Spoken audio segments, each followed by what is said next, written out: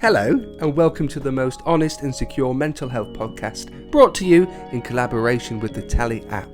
Launching in October, Talley's purpose-built platform will facilitate daily anonymous group and peer-to-peer conversations. In the meantime, the TalleyTalk Podcast will serve as a taster for what's to come. For the latest news and updates from the Talley App launch, follow @talley.app on Instagram, or you can visit www.talleyapp.com. Please also be aware that this podcast at times will cover sensitive and triggering topics due to the nature of conversation.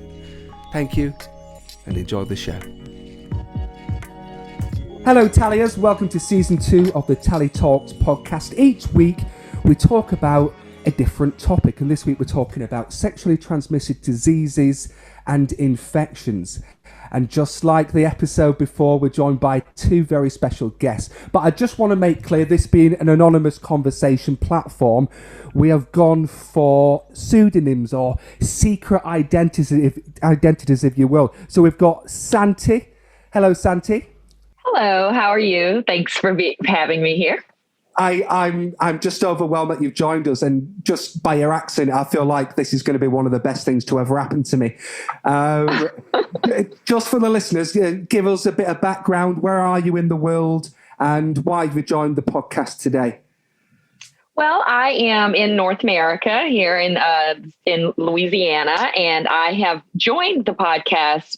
The topic today was most interesting to me because I have dealt with it, of course, and I think it's awesome that you guys are spreading awareness about the topic because so many people need to know about this. You know, you have 200,000 cases a year of this, and I just think not enough people are aware of things that could come about as a result of not being checked out and, you know, just letting it go. So that's the reason for my joining today, and I'm excited to do so.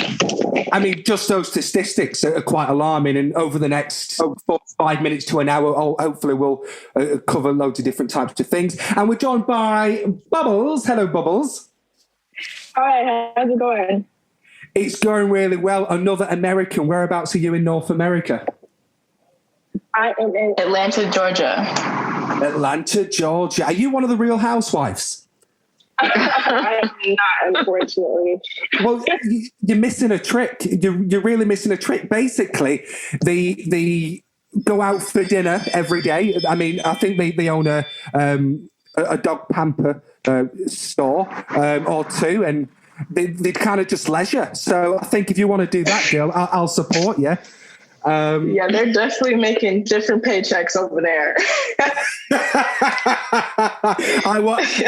I'll write you a paycheck, but I'll tell you now, it's going to bounce. And just tell us a little bit about your background and why you've joined us today, if you will. I have my own experiences with STIs, and I feel like it's a very taboo topic to talk about. And since it's not talked about, I feel like that kind of also perpetuates the existence of them. And so I definitely just want to help in whatever way I can to spread awareness and stop people from spreading and getting STIs.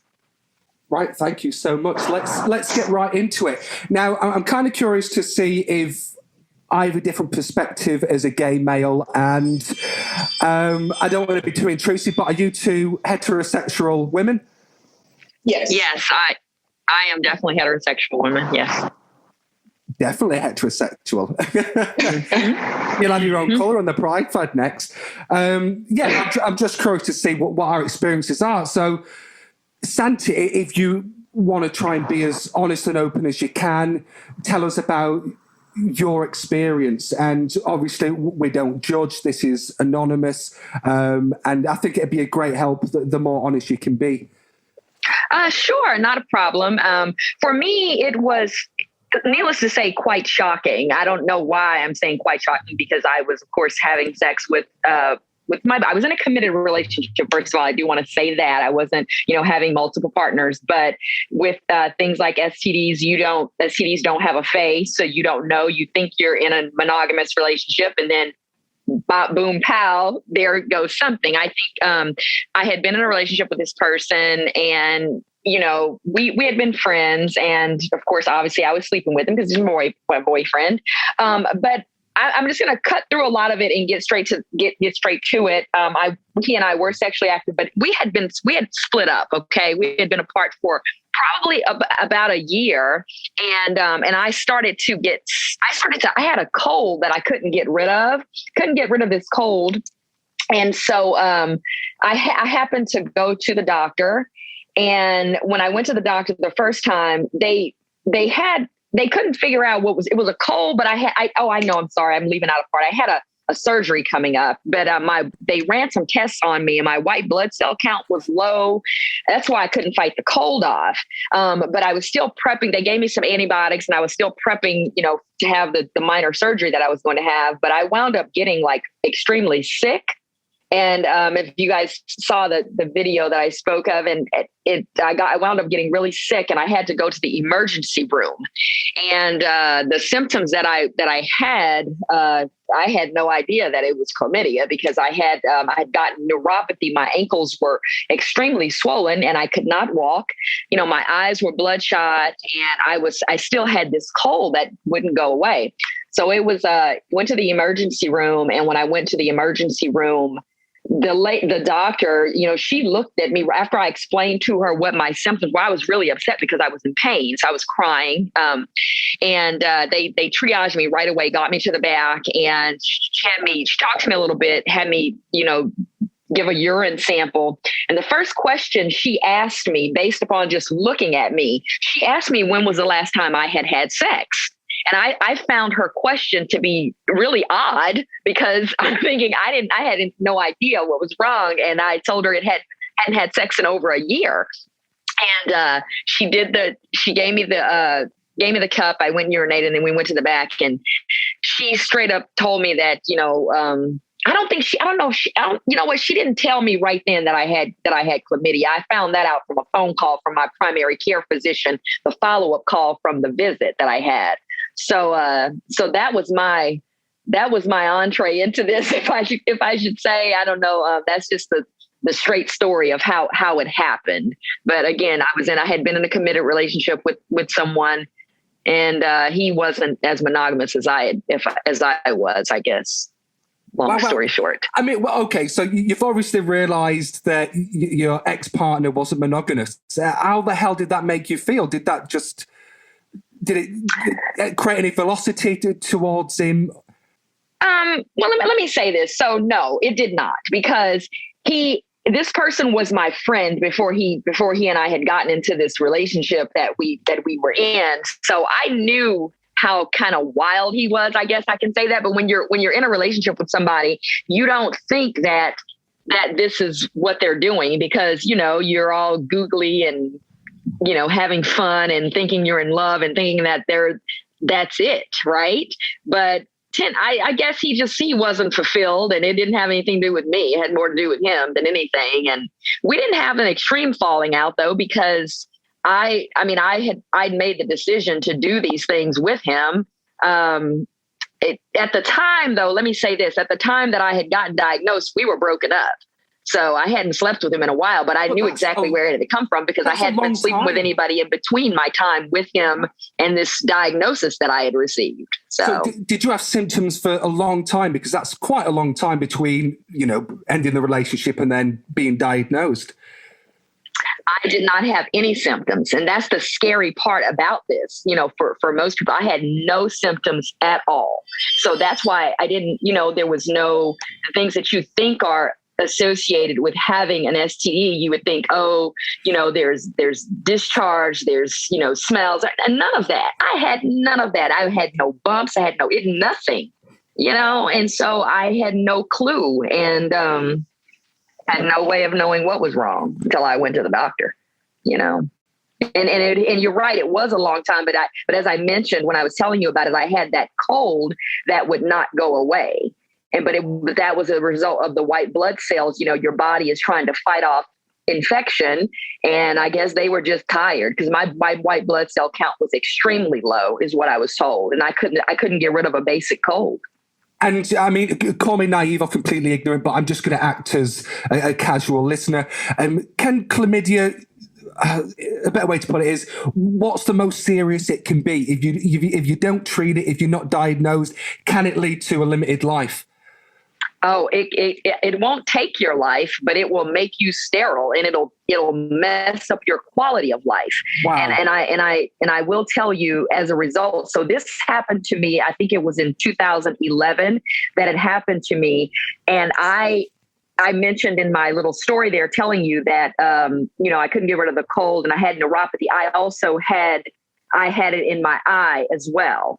And I did not know that because my eye was bloodshot. That was one of the symptoms of when I had the neuropathy and all the other stuff wrong with me. But I also had chlamydia in my eye because obviously I'm a contact lens wearer, and I put it in my eye because I didn't know that I had it, thinking you're washing your hands thoroughly, and clearly I did not. So I put it in my eye. But I just recently went to the ophthalmologist just 2 weeks ago for a routine eye exam, and the pressure in my eye is off again. It's high.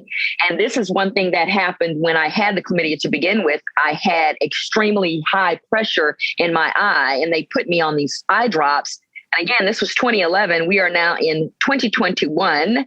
And I am on eye drops again because of the situation that occurred with me with this STD back in 2011. So Santi, I'm quite taken aback. Thank you so much for that, and being as open as you have been. I mean, again, it might be the ignorance or the lack of education, especially in this country, or maybe just the region I'm from, which is Manchester in the northwest. I didn't know the seriousness of the effects or how long they could last. I didn't know even if you've got it been treated, it could still leave side effects. I mean, I'm just absolutely amazed. We are going to expand, if you will, over the course of the next 45 minutes to an hour, but I am going to come to Bubbles now. Hello, Bubbles. Hey. Now, I'm safe in assuming you both had similar experiences in that you've contracted STIs or STDs. Bubbles, did you want to open up about your experiences, and then we'll try and compare and contrast, if that's okay? Yeah, of course. It's actually interesting because I also had contracted chlamydia back in 2019. That was the STI that I had gotten. But I had gotten that STI pretty much from being a little bit irresponsible. I was in college at the time, and it was our spring break. And during that spring break, I was hanging out with this guy, and we had participated in sexual activity. We actually hadn't been dating, but I had asked him prior to us engaging if he had gotten tested before. And obviously that's not enough to see if somebody has gotten tested, but I was very naive at the time. I think I was just like 19. And I was kind of just going off of his word, and he had told me that he had gotten tested. And so over the course of like a few months, we had started to talk more, and we kept engaging in sexual activity. And what actually ended up taking me to the student health center at the time was the fact that I had a yeast infection. And I'm not sure how that happened. However, when I got to the doctor, they took a test and told me that I probably just had a yeast infection. And so I ended up going right back home to Illinois after that because the semester was over. And I got a call maybe like 5 days after being at home from the doctor, basically saying that I had a yeast infection, but I also had chlamydia. And I was really taken back because I just didn't ever think that I could get something like that. And also, when I had obviously asked the guy that I was participating in sex with, he said that he had gotten tested. And come to find out, when I had actually confronted him, he told me that would have told me that it was only for HIV that he had gotten tested for. So pretty much he was withholding information from me just so that he could have sex with me. And that was also a relationship where I had been sexually assaulted. So it was a lot going on in that relationship. Oh my! With that particular person, but yeah, I ended up getting. It was the same person. So sorry, on it. Sorry, it was the same person. Yeah. Mm-hmm. Oh God. Yeah, and so pretty much, I started treatment for chlamydia because I probably had only had it for about a few months, but I was still really nervous about the potential side effects and what could happen because, like, you know, when you Google like any illness, it comes up with like, you know, the most dire consequences. And so for the longest time, I thought that I was probably never going to be able to have kids because I didn't know how long exactly I had chlamydia. And the first 2 times that I had tried to get treated for chlamydia, my medication wasn't working, and you have to wait a month after taking the medication to go back to the doctor to see if it's out of your system. So 2 months had passed with nothing pretty much working out. And then they gave me this other medication that I had to end up taking for 7 days, because the first 2 medications were just like a one-time medication.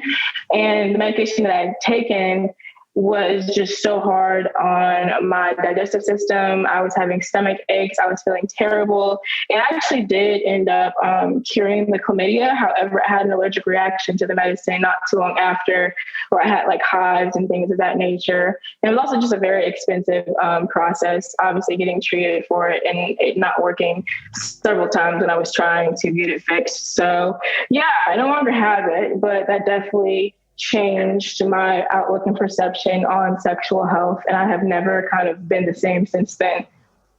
I don't think I'm being hyperbolic here when I say that sounds traumatic.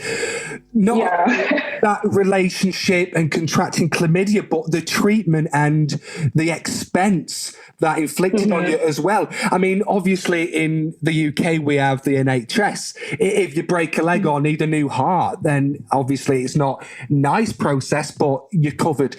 In the States, I can't even imagine. My brother lives over there now, obviously from Manchester. We're triplets, same age, everything. Wow. And he said, when he feels ill, sick, and he has a little baby boy as well, he does everything he can to ignore it and kind of fight through it with just sheer will, because he knows just a trip to the doctors or the hospital is going to cost him $800 or $1,000 or $1,500. There was a point where he passed out on a running track because he's a runner, he's a health nut, which is kind of ironic because he's scared of getting ill. But he passed out on the running track, and everyone ran around him. You need to get to hospital. We don't know what it is. And he said, no, just give me a glass of water, a bottle of water.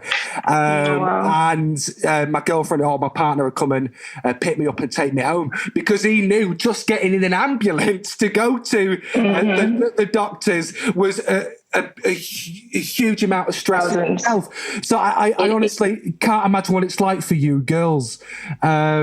Just to add that extra stress on top of an already stressful situation. But I'm going to throw this to either of you now. Chip in, don't be polite, chip in whenever you want.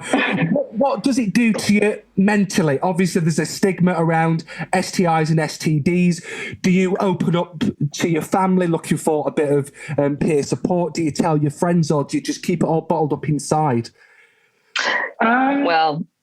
You can go first, Bubbles. I'm sorry. Sorry. I actually did not tell my mom initially, just because, I don't know, I knew that she was going to be really upset. And I feel like for most of my childhood, I had always wanted to impress my mom and do good things so that she would be very proud of me. And I just knew that, on top of me having sex, which I wasn't very open about with her, I had also contracted an STI, and I just knew that she wouldn't be very happy about it. So I feel like that also took a mental toll on me, because I didn't really have an adult figure to go to. However, I did end up telling my friends about it. And what was crazy about that experience is that I realized that I had a few other friends that had also had chlamydia, but just not told anybody, or herpes and just had not told anybody. And so it was kind of comforting, but just really interesting that so many other people around me had these experiences, but just not talked about them. And they just bottled them up. And I guess that's the same for tens of thousands of people, where people just had that kind of, or took that first step to say, this is how I'm feeling, this is what's happened. Other people are kind of, exhale and feel really relieved. Santi, what was you going to say, love? Well, I was going to say that for me, I was not embarrassed about it. I mean, I was more mad than anything. Of course, I'm a bit older, but the stigma still remains for anybody, because people don't like being associated with, getting such a thing. And just like Bubbles said, people have it and they don't want to talk about it. So I often find that when things happen to me, because I am as open as I am, there is a release in the admission, for me to talk about things. And I was so very shocked. When my doctor called me and told me that she had gotten the results and I had chlamydia, I just flat out told her, no, I did not. Because I was like, not me getting chlamydia, But But I did tell people, I mean, I didn't tell a ton of people, but I told people who was, near me and who I talked to often, just because I was so shocked that I had it, but I do understand the stigma and people not wanting to talk about it because it's also private health information, sort of thing. But people need to know. You've got the other kind of elements of it as well, i.e., just to bring Bubble into it, the sexual assault and the sexual abuse, and there's all those kind of elements that kind of make it even harder to talk about. And do you know what? I kind of never understand as well. They never call it anything nice, do they? Chlamydia sounds like a really horrible word. Which doesn't help. I mean, just saying it out loud makes me gag. It's weird. It's a weird. But I feel like people, especially like the whole quality of life thing, that people do need to talk about it because of the thing about being sterile, because a lot of people don't know they hear about, chlamydia can make you sterile, but they don't understand the process of how that actually happens. And I didn't understand how it happened either. So I had to ask my doctor, and he told me how it makes you sterile, because you just hear, it can make you, and how long have you had it? Depending on how long you've had it, it's going to make you sterile. But no, it's what happens inside the body that causes you to be sterile with your fallopian tubes. It's scar tissue that builds up as a result of it. So then it's all this crazy, but yeah, the name, and it's all just awful. I'd just like to interrupt the show and give our two amazing partner podcasts a quick shout out. Firstly, My Mental Mates is the podcast opening up the conversation on mental health by having guests share their experiences and discussing the good, the bad and the ugly of mental health. At the end of each episode, each guest gets to choose songs to add to the My Mental Mates Hit the Reset Button music playlist, available on Spotify and Apple Music. Podcast host Anthony started the podcast in line with running the London Marathon this year for Charity Mind. Good boy. So head to your podcast provider and check it out now. Secondly, now in its second season, the Men Talk Health podcast features discussions surrounding things such as men's mental health and what it's like to live with a mental disorder. The conversations are candid and authentic, tackling taboo topics which aren't talked about in the public sphere. Men's Talk's main aim is to encourage men to discuss mental health with their friends, breaking down the stigma that it's weak or not masculine to be vulnerable and open around your mates. To listen to the latest episodes, search Men Talk Health Podcast into all platforms, or you can follow Men Talk Health's host at _Luke Brand on Instagram and use the link in his bio to access the latest episodes. If you want a new mental health podcast to add to your collection, welcome to Men Talk Health. Thank you, and back to the show. I'm going to ask a question, and it might be a crazy question. You can tell me to piss off, and I can square this away. We wouldn't tell you that. Right, so I don't know how to approach it because I want to be delicate. So, Bubbles, you were sexually assaulted. Yes. And this is the same person who gave you the STD. Correct. From a legal point of view, was there any action you took? A, from the sexual assault. B, it sounds like he had prior knowledge that he may have a sexual disease or an infection. And so I want to know is that not illegal to then go ahead and have sex with someone unprotected, knowing you may give them something? Have I just made that up, or is... I did not actually press forward with any kind of action. I think a part of that, and like part of what influenced that, was because I had a really close connection with that person, and I really just didn't want the trauma that came along with reporting and doing things of that nature. But I think that like HIV or AIDS is like the one where you can get what's it called? Jailed or something of that nature for not saying something. I wasn't sure, or I'm not aware right now currently, if the other STIs that you can get, that's the same like rule or thing. I have quite an interesting in route now. I've recently broke up from my boyfriend. Now, I'm not going to go on a monologue about that. I'm fine. Thanks for asking. I've stopped loads of lozenges as a substitute. Now, He is HIV positive, and he has been for the last 2+ years. Now, he takes medication daily, and it's untraceable. Now, the point I'm getting to is his previous partner. He has reason to believe that he purposefully gave him HIV. Now, he was a very promiscuous person, and the thing is, this is where I'm not sure if it's a grey area or, but there was good cause to think that he had HIV, but he wasn't tested for it, so he didn't really have a diagnosis. But he knew the chances were that he probably did have it because he slept around a lot, and obviously the way he was feeling, and the reason he didn't get checked out was because it was terrified, and obviously there's a whole stigma around that as well because you want to put it in the back of your mind.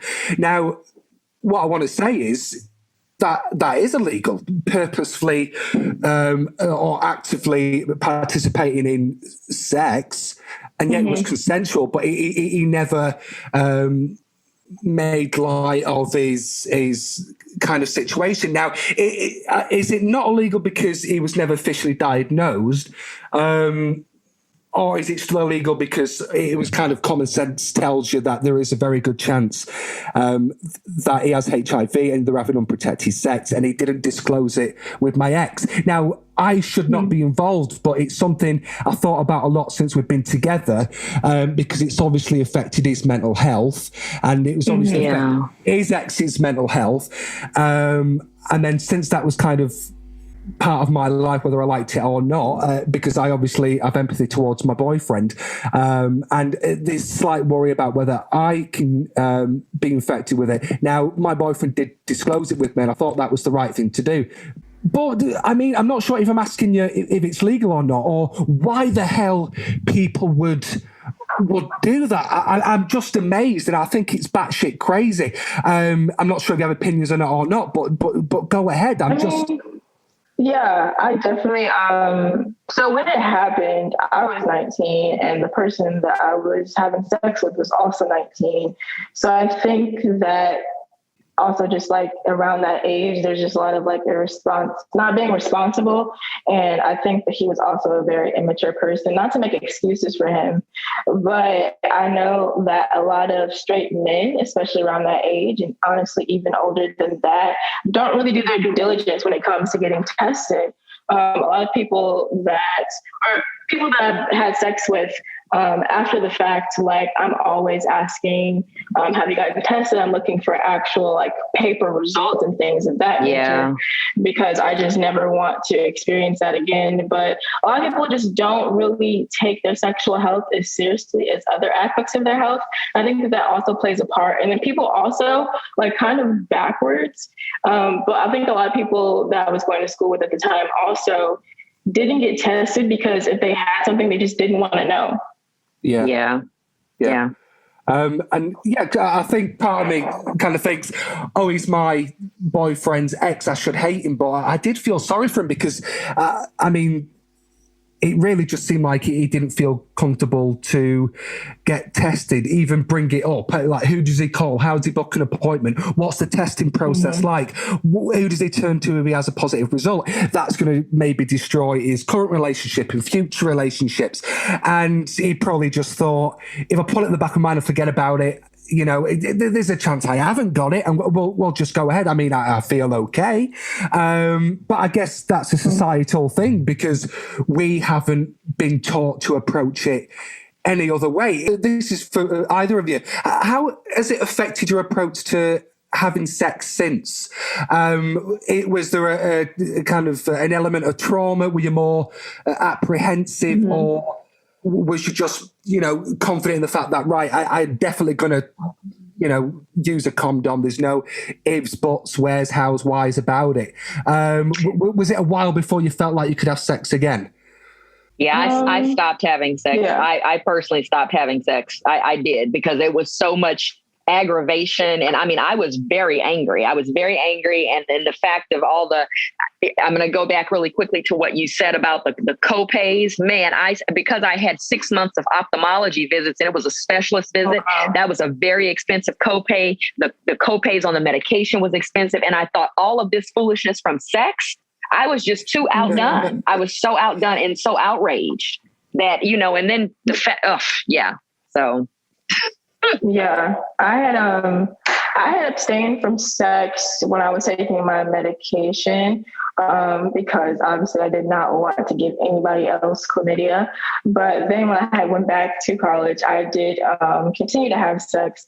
And I feel like a part of that was just because of, on top of being violated with the STI in the way that I was, and then also the sexual assault, a common response from victims of sexual assault and things of that nature is to become more hypersexual. And so I kind of feel like I fell into that category after the fact. But I will say that I definitely was a lot more hesitant. I was a lot less trustworthy. And it did take a lot of just the fun, I guess, out of sex, knowing all of the consequences and how it was a possibility, no matter who you are or what you do, to experience certain things when it comes to sex. Can girls have open conversation with guys before you have sex? I guess that's easier if you're in a relationship or dating, but how do straight guys kind of react to this? I honestly don't know. Are they immature? Yeah. Are they combative about Definitely. it? So you've had sex since. Do you bring up your experiences and tell them, well, I feel this because this and this, and I feel like you should show a bit more empathy? Or, I mean, are they the type to just lose interest? Yeah, I think that a lot of straight guys that I have talked to after the fact, whenever you ask them, have they gotten tested or what the results are, I've gotten or experienced just a lot of defensiveness from people, because almost like asking somebody, they take it as though you're accusing them of having something, whether they do or they do not. And I think that a lot of straight men, unfortunately, have a very immature mindset and outlook when it comes to STIs. We don't need them, girls. We don't need them. Yeah. They get mad, but I'm not having sex with you. And I can tell you guys, I have been celibate for quite a long time. I've seen videos on TikTok. I saw one just the other day where there's a little sound, and some people, the little caption was like, if girls think we care whether they have an STD or not. And then the little sound comes in we do not care. And it's a whole group of guys who are in the military. I was so shocked by that. But I'm if you can't produce a piece of paper for me showing me that you've been tested, we are just not doing it. And I think also at some point I look at sex so differently. I mean, I was actually looking at it differently then, but I really look at it differently now. We need to have some kind of serious connection, or else I'm just not getting, my peace is not going to be disturbed like that, because sex connects you on such a deep level, right? I mean, yeah, that's definitely very true. And then to add on top of that, what's it called? A lot of guys are asymptomatic, meaning they don't show symptoms, and a lot of girls do show symptoms. So that's also a really important component of it. Girls are a lot more likely to show symptoms, even though me and Santi definitely didn't have that experience. A lot of guys, when they have things, you cannot tell. Yeah. Ask ourselves, if we had 7 million subscribers on YouTube and 6.5 subscribers on TikTok, would any of us three open up? Would we use the platform to tell the world what's happened, why it's happened, and what we can do to make sure it doesn't happen again? Do you think we'd do that? If you're open, I think. Yeah, definitely. I have my own personal platform with a few 100,000 subscribers, and I actually did make the decision to open up about my experience on my channel. And while I definitely got a lot more support than I thought that I was going to receive, I definitely got a lot of the negative, comments, and the people that were being just super immature about it. People were talking about it on other social media platforms, talking about how they would never do something of that sort. And it was just kind of frustrating, because I'm just this is also kind of people being negative about it is why the problem persists. Yeah. And I have a platform as well. I have a couple of thousand, but that video of mine that I made the video from, it is probably one of the most viewed and watched from beginning to end, and I still get, weekly, I'm getting people in my inbox, emailing me about it, mostly young people. So, that's why it's great to have you guys on, and you both got platforms. You've both been through this horrible thing, but you've turned it into a positive. You've opened up about it, and you've tried to make sense of it. And I just wish I had a platform. My platform's putting 20p in the payphone and hoping someone answers. So funny.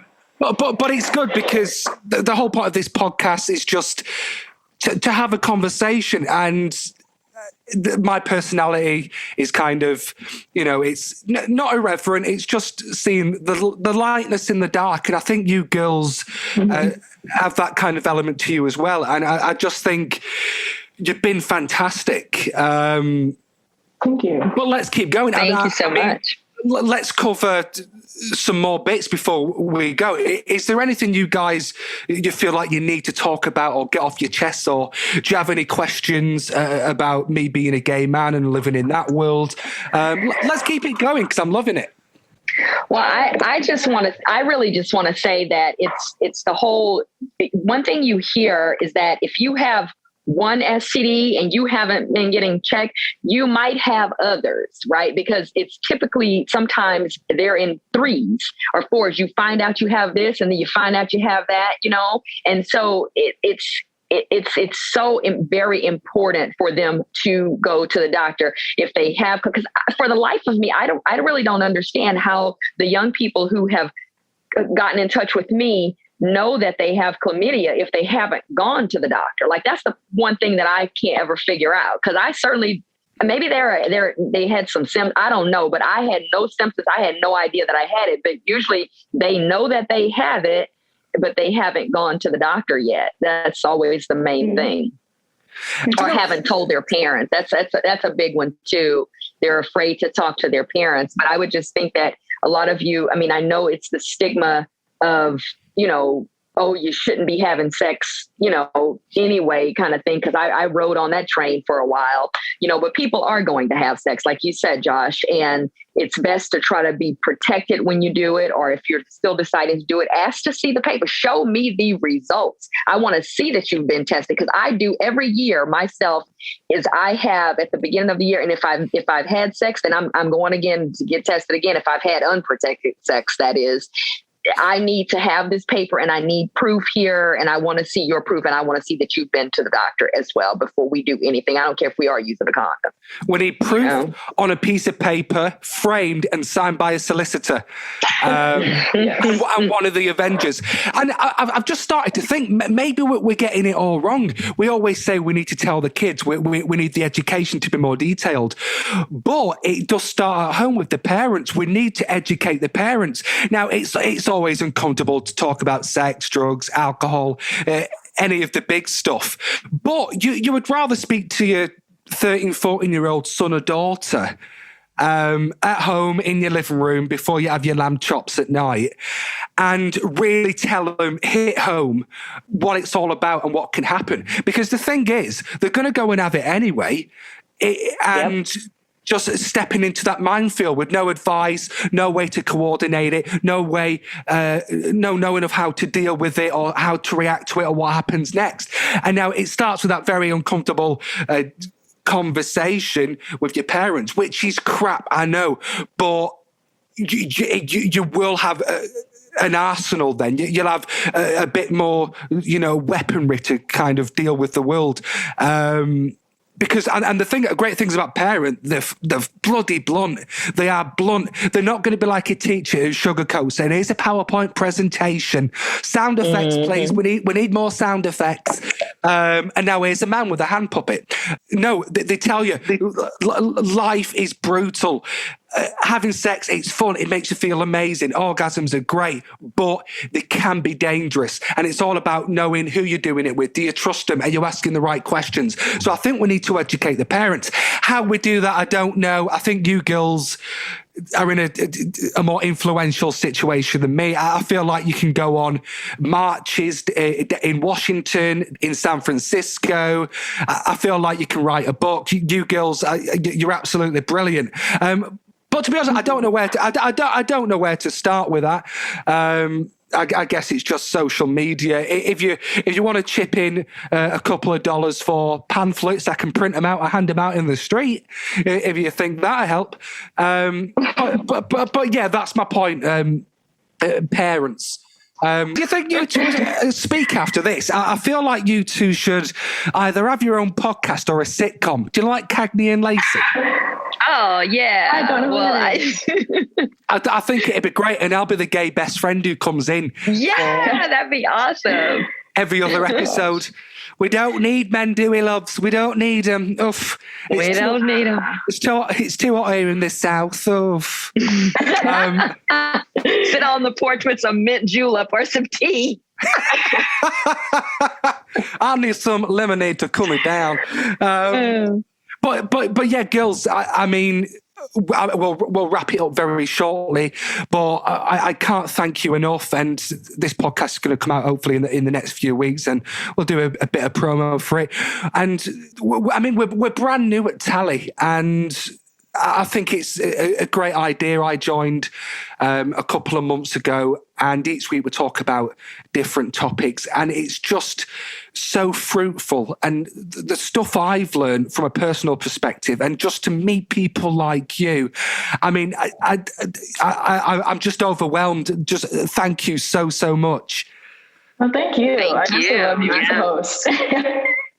Yeah, I've enjoyed this as well. I love to talk, and anytime we can talk and make a difference, I'm all for that. Whether it's DIYs or STDs, I'm here to talk about it.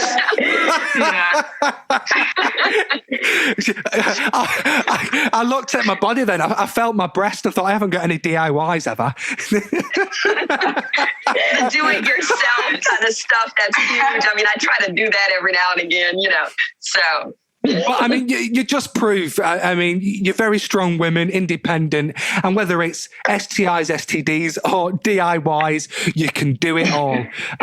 You set out to achieve greatness. Now, before I let you go, I'm just going to read out a couple of directorates, to send people to if they need, some advice or information. So we do have the Brooke Centre. It's for under 25s exclusively. I'm not sure whether that's good or bad, but you can go to it, www.brook.org.uk. I mean, you can still get on the website. If you're 45, just Google it. You'll be absolutely fine. We have the National Sexual Health Helpline. That's for young people's sexual health.